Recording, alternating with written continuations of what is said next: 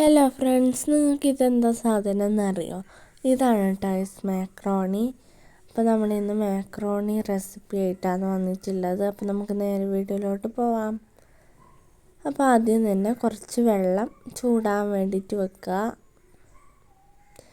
വെള്ളം ചൂടായി വരുമ്പോൾ അതിലോട്ട് ഉപ്പിട്ട് കൊടുക്കണം കേട്ടോ, ആവശ്യത്തിന്.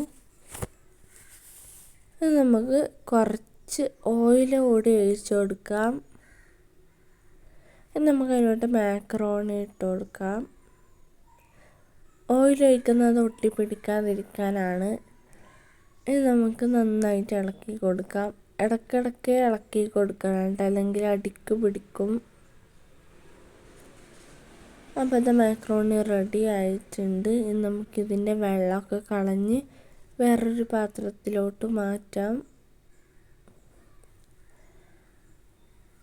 ഇനി നമുക്ക് അതിലോട്ടും കുറച്ച് ഓയിൽ ഒഴിച്ച് കൊടുക്കണം കേട്ടോ, അല്ലെങ്കിൽ ചൂടിന് അത് ഒട്ടിപ്പിടിക്കും. ഇനി നമുക്ക് അതിലോട്ട് വേണ്ടിയിട്ടുള്ള മസാല റെഡിയാക്കാൻ വേണ്ടിയിട്ട് ഉള്ളി മുറിച്ചെടുക്കാം. ഞാനിപ്പോൾ അതിന് വേണ്ടിയിട്ടൊരു 4 ഉള്ളി എടുത്തിട്ടുണ്ട്. പിന്നെ ഒരു തക്കാളിയാണ്. ഇനി നമുക്ക് ഇഞ്ചി ചതച്ചെടുക്കണം.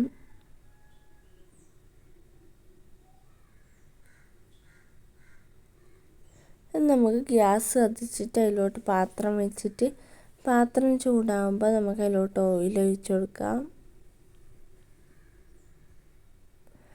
നമുക്ക് അതിലോട്ട് പച്ചമുളക്, കറിവേപ്പില, ഇഞ്ചി ഇട്ടിട്ട് ചൂടാകുമ്പോൾ അതിലോട്ട് നമ്മൾ അരിഞ്ഞ് വെച്ച ഉള്ളിയും തക്കാളിയും ഇട്ട് കൊടുക്കാം കേട്ടോ. നമുക്ക് നല്ല രീതിയിലൊന്ന് വഴറ്റിയെടുക്കണം. അങ്ങനെ വഴഞ്ഞ് കിട്ടിയിട്ടുണ്ട്. നമുക്ക് അതിലോട്ട് മസാല ആഡ് ചെയ്യാം. മല്ലിപ്പൊടി, മുളക് പൊടി, മഞ്ഞൾപ്പൊടി, ചിക്കൻ മസാല, കുരുമുളക് പൊടി ഇടുന്നുണ്ട് കേട്ടോ.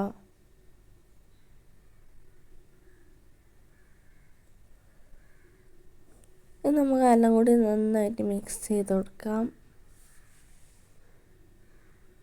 അപ്പോൾ അത് മിക്സായി വന്നിട്ടുണ്ട്. ഇനി നമുക്ക് അതിലോട്ട് ഒരു ഗ്ലാസ് വെള്ളം ഒഴിച്ച് കൊടുക്കാം.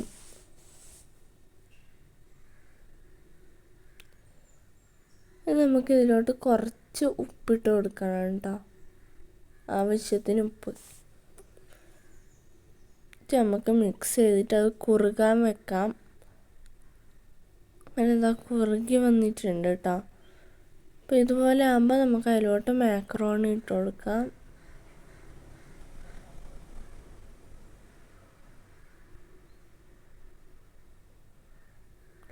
നമുക്ക് നല്ല രീതിയിലൊന്ന് മിക്സ് ചെയ്തെടുക്കണം.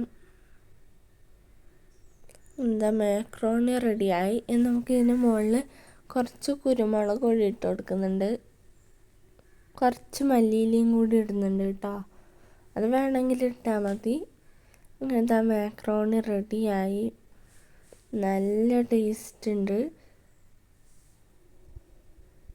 അപ്പോൾ എല്ലാവരും ഒന്ന് ട്രൈ ചെയ്ത് നോക്കാം. ബൈ.